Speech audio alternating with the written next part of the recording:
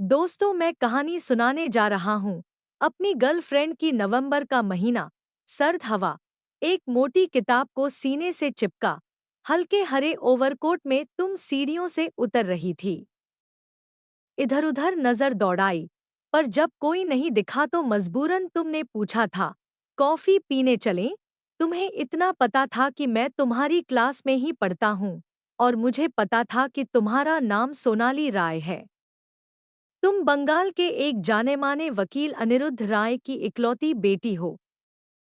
तुम लाल रंग की स्कूटी से कॉलेज जाती हो और क्लास के अमीरजादे भी तुम पर उतने ही मरते हैं जितने हम जैसे मिडिल क्लास के लड़के, जिन्हें सिगरेट, शराब, लड़की और पार्टी से दूर रहने की नसीहत हर महीने दी जाती है। उनका एकमात्र सपना होता है माँ बाप के सपनों को पूरा करना। ये तुम जैसी युवतियों से बात करने से इसलिए हिचकते हैं क्योंकि हाय हेलो के बाद की अंग्रेजी बोलना इन्हें भारी पड़ता है। तुम रास्ते भर बोलती रही और मैं सुनता रहा। तुमने मौका ही नहीं दिया मुझे बोलने का। तुम मिश्रा सर, नसरीन मैम की बकबक, वीणा मैम के समाचार पढ़ने जैसा लेक्चर और न जाने कितनी कहानियां तेजी से सुना गई थी, और मैं बस मुस्कराते हुए तुम्हारे चेहरे पर आए हर भाव को पढ़ रहा था। तुम्हारे होठों के ऊपर काला तिल था, जिस पर मैं कुछ कविताएं सोच रहा था। तब तक तुम्हारी कॉफी और मेरी चाय आ गई। तुमने पूछा था, तुम कॉफी क्यों नहीं पीते? मैंने मुस्कराते हुए कहा, चाय की आदत कभी छूटी नहीं। तुम यह सुनकर काफी जोर से हंसी थी। शायरी भी करते हो? मैं झेप गया।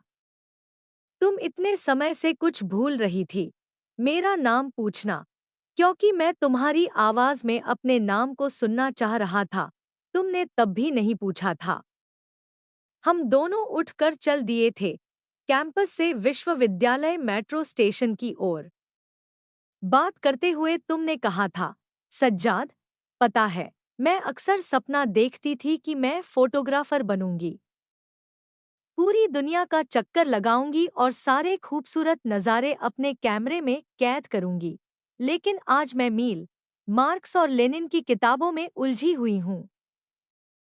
कभी जी करता है तो ब्रेक पढ़ लेती हूँ, तो कभी कामों को। हम अक्सर जो चाहते हैं वैसा नहीं होता है, और शायद अनिश्चितता ही जीवन को खूबसूरत बनाती है।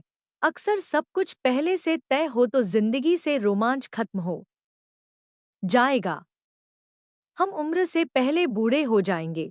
जो बस यही सोचते हैं, उनके लिए मरना ही एकमात्र लक्ष्य है। अगले दिन मैंने कॉफी हाउस में तुम्हें आते हुए देखा। 2 वर्ष पहले उस हरे ओवरकोट में सोनाली मिली थी। सपनों की दुनिया में जीने वाली सोनाली, बेरंग जिंदगी में रंग भरने वाली सोनाली।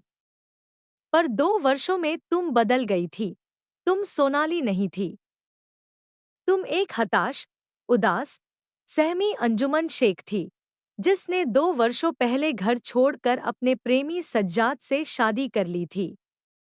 वही सज्जाद जिसके बारे में तुमने मुझसे छिपाया।